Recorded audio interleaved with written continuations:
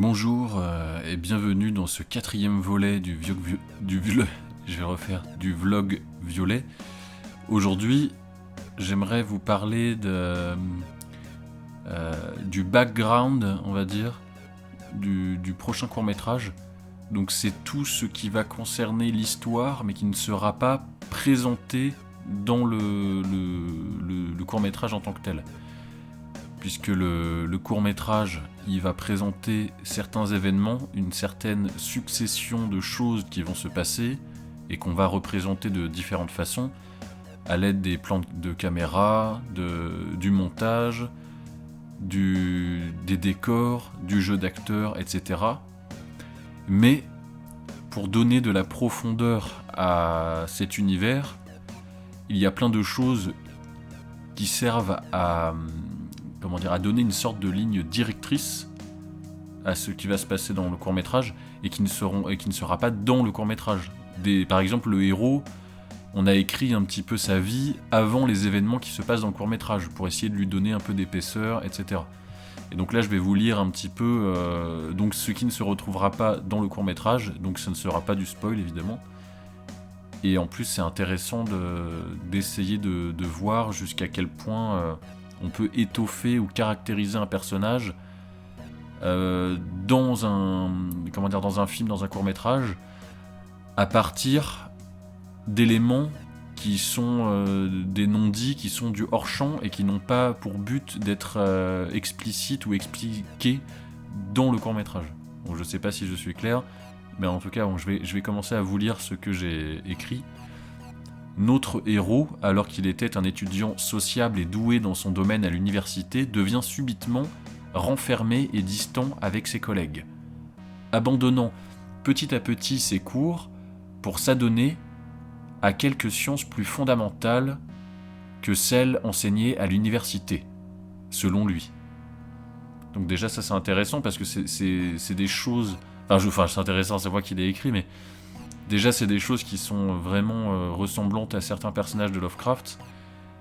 Et en fait c'est aussi c'est le passé du personnage pour aider l'acteur, donc là en l'occurrence ça sera moi, à jouer le personnage, à l'incarner. Donc la suite, il abandonna la rigueur universitaire pour des méthodes expérimentales et réprimées par les lois et la morale. Donc déjà on sait que là ça va être un personnage plutôt froid, sans morale. Donc il faudra le jouer de cette façon-là. Alors après qu'est-ce que ça veut dire, je sais pas encore exactement.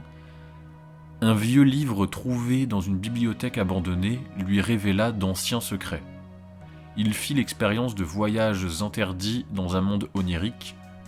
Ces voyages, semblant durer plusieurs éternités, devinrent pour lui sa réalité, et le monde éveillé devint son monde des rêves.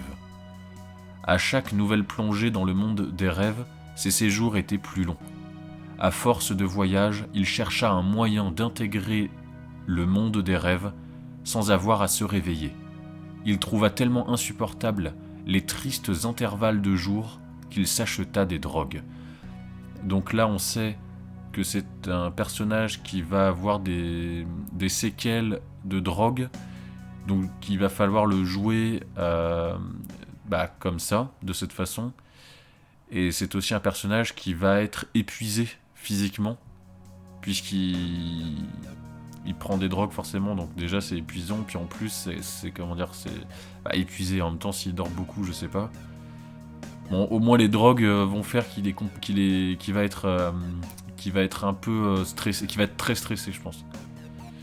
En rêve, il trouva les réponses qu'il cherchait dans des sculptures impies, perdues dans des ruines oubliées depuis plusieurs éternités. Il trouva une formule ouvrant certains passages et certaines voies. Ah oui, alors d'ailleurs, j'y pense, donc à chaque fois, là, je remets plusieurs éternités. Donc bon, ça, c'est évidemment des références à Lovecraft. Mais ça veut dire aussi que le personnage, il va être... il va être insensible. Donc là, c'est pareil, le fait qu'il n'ait aucune morale, ça provient du fait que finalement, le monde, notre monde à nous, finalement, pour lui, c'est un petit peu comme s'il était dans un rêve. Et dans un rêve, je pense qu'on peut se permettre beaucoup plus de choses moralement, évidemment, que dans la réalité.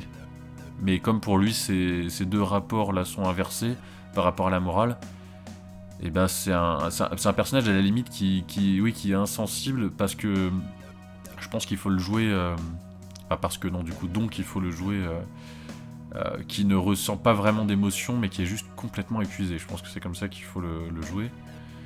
Qui se gratte un peu partout, peut-être qui renifle, je ne sais pas.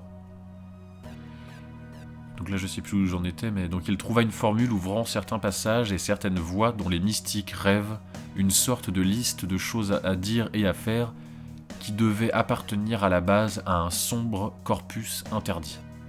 Cette formule permettait d'aller par-delà les étoiles, dans le vide ultime, où existe, alors là je sais pas comment on le prononce, mais c'est Sngak, je pense, S''NGAC, le gaz violet, vivant hors de nos lois physiques.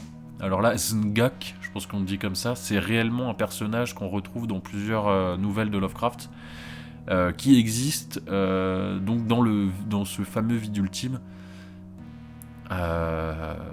Donc voilà, par-delà les étoiles, donc ça c'est complètement une référence à Lovecraft, enfin c'est même plus qu'une référence, c'est carrément un élément que j'ai tiré des nouvelles de Lovecraft. Et donc ce gaz violet là, qui a donné donc son nom au vlog violet là que vous êtes en train de voir, ça va être un élément important dans le court-métrage, mais je ne vous dis rien de plus.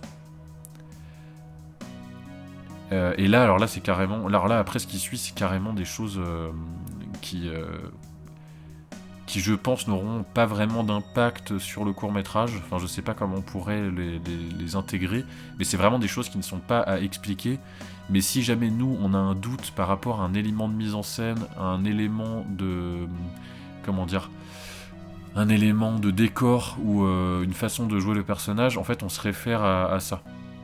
Parce qu'après j'ai mis Sngak aurait enseigné à Kuranes, ou Kouranes, je sais pas comment on dit, souverain de Séléphaïs, donc un personnage encore chez Lovecraft, une multitude de savoirs inconnus. Et Kuranes, qui vivait anciennement à Londres, est aujourd'hui un résident permanent du monde des rêves. Sngak devrait donc pouvoir aider notre héros à intégrer le monde onirique.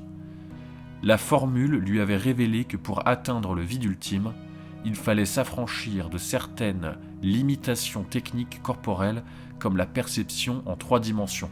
Donc ça fait référence à la nouvelle Le Livre.